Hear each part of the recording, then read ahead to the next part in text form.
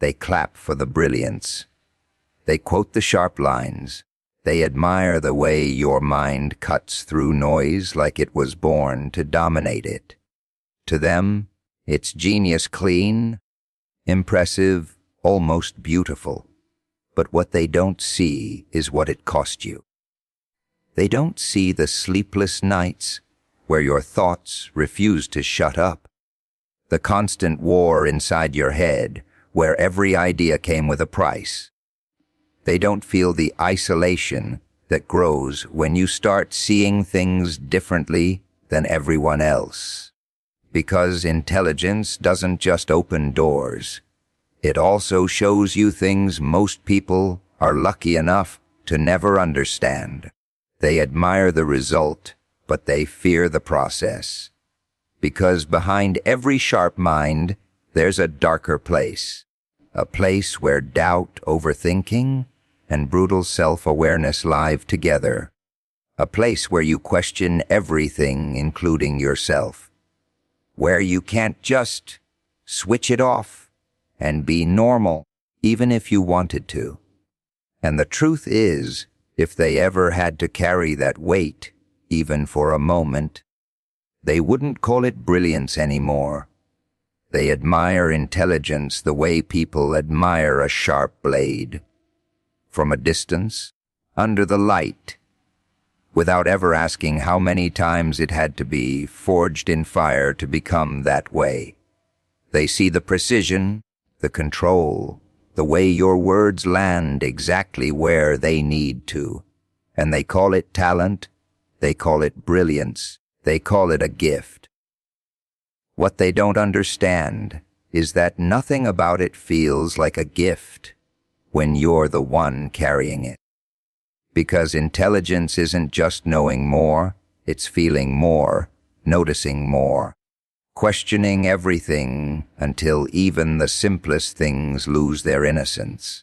It's walking into a room and reading every expression, every shift in tone, every hidden intention, whether you want to or not. It's seeing through people so clearly that their words start to sound hollow, like echoes of something they don't even believe themselves. And once you see that, you can't unsee it. They admire the answers you give, but they don't hear the noise it took to get there. The endless loops of thoughts that don't stop, that don't slow down, that keep pulling you deeper into analysis until your own mind feels like a maze with no exit. Every decision becomes a debate, every idea gets dissected, every possibility branches into 10 more, until clarity starts to feel like something you have to fight for.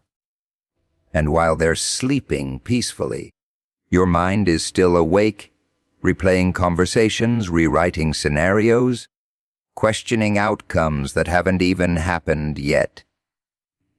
It doesn't rest, it doesn't switch off, it keeps going, because that's what it was trained to do. That's what made you intelligent in the first place. They admire the confidence in your voice, but they don't see the weight behind it.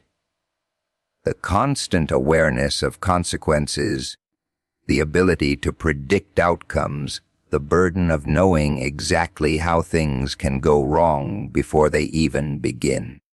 It makes you cautious, calculated, sometimes distant, because when you see too much, you stop trusting things at face value. And then there's the isolation. Not the loud, obvious kind, but the quiet one that creeps in slowly. The kind where you're surrounded by people, but you still feel separate from them. Conversations start to feel shallow. Connections feel temporary, and you begin to realize that understanding others doesn't mean they understand you. They admire your perspective, but they don't realize it came from standing in places most people avoid, from thinking thoughts most people push away, from sitting with discomfort long enough that it became familiar. Intelligence doesn't protect you from darkness. It introduces you to it in ways that are hard to explain and even harder to escape. So they keep praising what they can see. The sharpness, the wit, the way you carry yourself like you've figured something out that they haven't, and you let them believe it, because it's easier than explaining the truth, easier than telling them that behind every moment of clarity, there's a storm they would never volunteer to walk through. A sharp mind doesn't sit quietly. It doesn't stay in its place and behave the way people expect it to. It moves, it questions, it pulls everything apart just to see what's underneath. From the outside, it looks controlled, precise, almost effortless. But inside, it's loud. Not the kind of loud you can hear, the kind that never stops echoing. Every thought branches into another, and then another, until a single idea turns into a web you can't step out of. You don't just think, you analyze. You don't just observe, you dissect. A simple moment becomes a puzzle. A conversation becomes a layered script where every word carries intention, every pause means something, every expression hides a truth you can't ignore. It's not something you switch on. It's always there, running in the background like a machine that forgot how to power down. People think clarity is peace. They think seeing things clearly makes life easier. What they don't realize is that clarity often comes wrapped in chaos. Because when you see too much, you start noticing contradictions everywhere. In people, in systems, in yourself, nothing stays simple. Every belief gets questioned, every assumption gets challenged, until even certainty starts to feel unstable. And that's where the chaos lies, not in confusion, but in awareness, in the constant realization that there's always more beneath the surface, more angles to consider, more truths that don't align neatly with each other. It creates a tension that never fully disappears, a pressure that builds quietly as your mind keeps turning, searching, refusing to settle.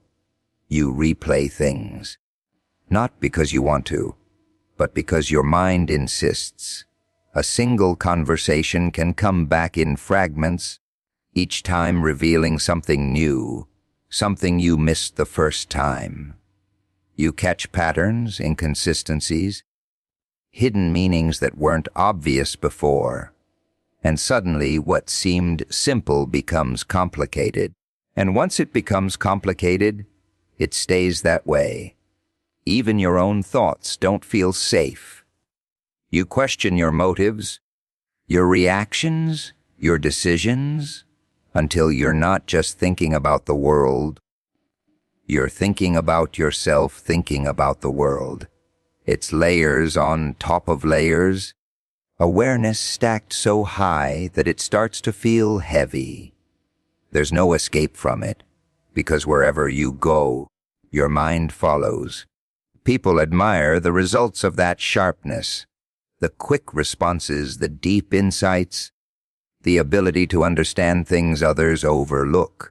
They see the surface, the outcome, the moments where everything aligns and makes sense. They don't see the process behind it, the restless energy, the constant movement, the inability to just exist without analyzing every detail. And sometimes, the chaos isn't even dramatic. It's subtle. It's sitting in silence but not feeling calm. It's being physically still while your mind runs in circles. It's the quiet kind of unrest that doesn't show on your face, but never really leaves you alone. A sharp mind creates its own noise, not because it's broken, but because it's always searching, always digging, always trying to make sense of things that were never meant to be simple. Overthinking doesn't start as a weakness. It starts as control, a way to stay ahead, to predict, to prepare for anything that might go wrong. You tell yourself it's just awareness, just caution, just being smarter than the situation. And at first it works. You catch things others miss. You notice patterns. You connect dots. You stay one step ahead. It feels like an advantage. Then it stops feeling like one. Because the same mind that protects you begins to trap you. Every clear thought gets pulled apart, stretched in every direction, until it loses its shape. What should have been a simple decision turns into a chain reaction of possibilities, each one demanding attention, each one refusing to be ignored. You don't just think about what could happen. You think about what might happen if that happens, and then what follows after that. Clarity doesn't disappear all at once. It fades slowly, quietly, like something slipping through your fingers. You start with a solid idea, something that makes sense, something you're sure about. But then the questions come. What if it's wrong? What if there's something you're not seeing? What if there's a better option? And suddenly, certainty feels like arrogance, and doubt feels like responsibility. So you dig deeper. You revisit the same thought from every angle, hoping that one of them will feel right enough to settle on. But none of them do. Each perspective reveals something new, something that complicates it further. What used to be clear becomes layered, tangled, heavy. You don't trust the first answer anymore, or the second, or even the third. You keep going, convinced that somewhere beneath all that thinking, there's a perfect conclusion waiting for you. There isn't. Instead, there's noise, constant, persistent noise that fills every quiet moment. It follows you when you try to rest, when you try to focus on something else, when you try to escape into distraction. It doesn't matter what you're doing. Part of your mind is always somewhere else, replaying, analyzing, questioning. You start second, guessing things you never used to question. Your words, your actions, your intentions. A simple conversation turns into a mental replay where you examine every sentence, every reaction, every pause. Did you say too much? Did you say too little? Did they mean what they said, or was there something behind it? And the more you analyze it, the less certain you become. Even your instincts start to feel unreliable. You used to trust them, follow them without hesitation. Now they get caught in the same cycle, filtered through layers of doubt, until they don't feel like instincts anymore. They feel like guesses, and you don't trust guesses. People think overthinking is just thinking too much. They don't understand that it's thinking without relief, without pause, without that moment where your mind finally says, "This is enough." Because for you, it's never enough. There's always another angle, another possibility, another question waiting to be asked. And the worst part is, you're aware of it. You know it's happening while it's happening. You recognize the cycle, the pattern, the way it pulls you in deeper every time. But awareness doesn't stop it. If anything, it adds another layer to it, because now you're not just overthinking the situation, you're overthinking the fact that you're overthinking. What started as clarity becomes something else entirely. Not confusion in the obvious sense, but a kind of mental fog where everything feels uncertain, where every answer feels temporary, where even the simplest truths start to feel complicated Once you look at them long enough, isolation doesn't always arrive with silence. Sometimes it grows in the middle of noise, in rooms full of people, in conversations that never quite reach you. It starts subtly, almost unnoticeable, just a small distance between what you see and what everyone else seems to accept without question. At first, you ignore it. You tell yourself it's nothing, just a different perspective, just the way your mind works. But then that distance begins to stretch. You start noticing things that don't align, the way people say one thing but mean another, the way emotions shift beneath carefully chosen words, the patterns in behavior, the repetitions, the contradictions that no one else seems to acknowledge. It's not that you're looking for it. It's that once you see it, it's everywhere. And the more you see, the harder it becomes to participate the way you used to. Conversations feel thinner, not because they lack words, but because they lack depth. You hear what's being said, but you also hear what's being avoided, what's being hidden between the lines. It creates a strange kind of disconnect. You're present, but not fully engaged, listening, but not convinced, responding, but not invested in the same way. People laugh and you understand the joke, but you also see the reason behind the humor. The need for approval, the attempt to fit in, the subtle tension disguised as lightness. And once you notice that, the laughter doesn't feel the same anymore. It's not that you don't want connection. It's that connection starts to feel complicated, because understanding people doesn't automatically bring you closer to them. Sometimes it does the opposite. It reveals layers that make things harder to ignore. You begin to realize that most interactions are built on things left unsaid, and you're no longer comfortable pretending those things don't exist. So you adapt. You simplify your words. You hold back your thoughts. You nod at the right moments, respond in ways that keep things smooth, even if they don't fully reflect what's in your mind. It becomes easier to blend in than to explain what you're actually thinking, because explaining it would take too long, and even then, it might not be understood. And slowly, without making a clear decision, you become more distant, not physically.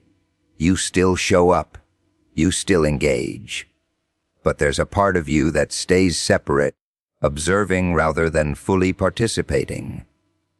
You measure your responses, filter your reactions, choose what to reveal and what to keep hidden. It's not intentional at first. It just happens because it feels safer that way. The isolation isn't loud. It doesn't demand attention. It settles in quietly, like a background presence you get used to over time. You stop expecting to be fully understood, and in doing so, you stop trying to explain yourself completely. And the strange part is, from the outside, nothing looks different. You still talk, still interact, still move through the same spaces as everyone else. But internally, there's a clear line, a separation between what you see and what others seem content not seeing, between what you think and what you choose to say. The more you notice, the more that line becomes defined. Because seeing too much doesn't just change your perspective, it changes your place among others, creating a distance that isn't always visible, but is always there, shaping the way you connect, the way you respond, the way you exist within the same world, but not quite in the same way. Self-awareness sounds like control, like clarity, like having a deeper understanding of who you are, and why you do what you do. People talk about it like it's a strength, something to strive for, something that gives you an edge. And in the beginning, it feels that way. You start noticing your patterns, your reactions, the small details in your behavior that used to go unnoticed. You feel like you're finally seeing yourself clearly. Then the clarity sharpens. You don't just notice what you do. You start questioning why you do it. Every reaction becomes something to analyze. Every emotion becomes something to break down. You don't allow yourself to simply feel anything anymore without examining it first. Even your most natural responses start to feel like something that needs to be understood, controlled, maybe even corrected. You begin to catch yourself in real time. The way your tone shifts, the way your thoughts form, the way your body reacts before your mind even catches up. It creates a strange kind of split inside you. One part of you is living the moment, while another part is watching it happen, dissecting every detail as it unfolds. And that observer doesn't stay quiet. It questions everything. Was that genuine, or was it influenced by something deeper? Did you say that because you meant it, or because you wanted a certain reaction? Are your intentions really as clear as you think they are? Or are they layered with things you haven't fully admitted to yourself yet? There's no escape from it, because it's not coming from the outside.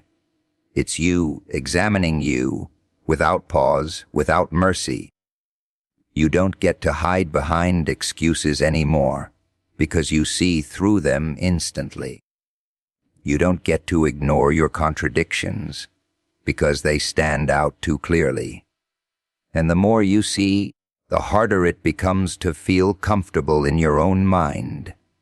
Because self-awareness doesn't just reveal your strengths. It exposes everything.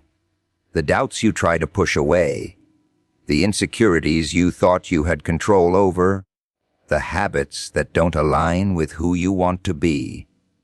It strips away the illusions you used to rely on, leaving you with something more raw, more honest, and far less stable. You start holding yourself to a higher standard, but not in a way that feels motivating, in a way that feels relentless.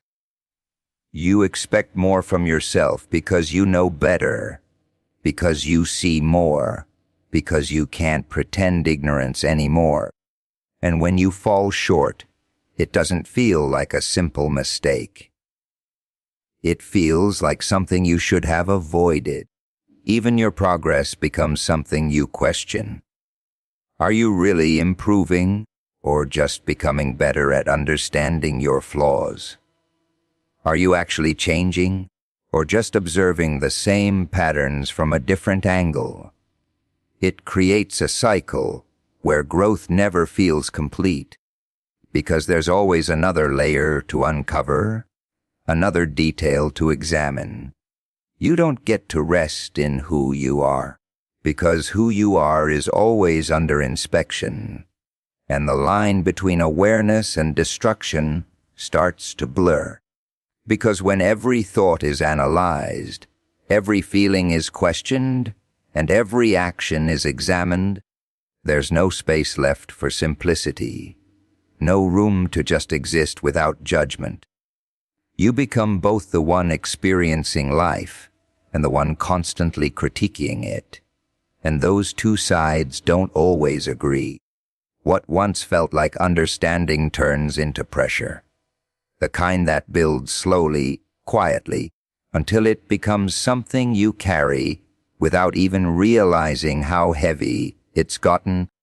People are drawn to the surface, the polished version, the part that's easy to understand, easy to admire, easy to repeat in conversations like it's something simple. They notice the confidence, the control, The way you present yourself like everything is calculated and intentional. To them, it looks like strength. It looks like certainty. It looks like you've mastered something they're still trying to figure out. They see the light, and they stay there. Because the light is comfortable. It doesn't challenge them, doesn't force them to look deeper, doesn't ask anything from them except admiration. It's easy to praise what makes sense on the surface. A sharp response, a calm reaction, a perspective that cuts through confusion, like it was designed to do exactly that. They take those moments and build an image around them, something clean, something controlled, something they can understand without effort. But they don't stay long enough to notice what sits behind it. The darkness isn't dramatic. It's not something that announces itself or demands attention. It exists quietly, in the spaces between thoughts, in the moments where everything slows down and there's nothing left to distract you. It's the part of you that doesn't fit into simple explanations, the part that carries everything you don't show. They sense it, though. Not clearly, not in a way they can explain, but enough to feel that there's something more beneath the surface. Something heavier, something harder to define, and instead of leaning into it, instead of trying to understand it, they pull back. Not out of judgment, but out of discomfort. Because the darkness asks questions they don't want to answer. It forces them to confront things they'd rather ignore. So they choose the version of you that feels safe, the version that stays within boundaries, that doesn't push too far, that doesn't reveal too much.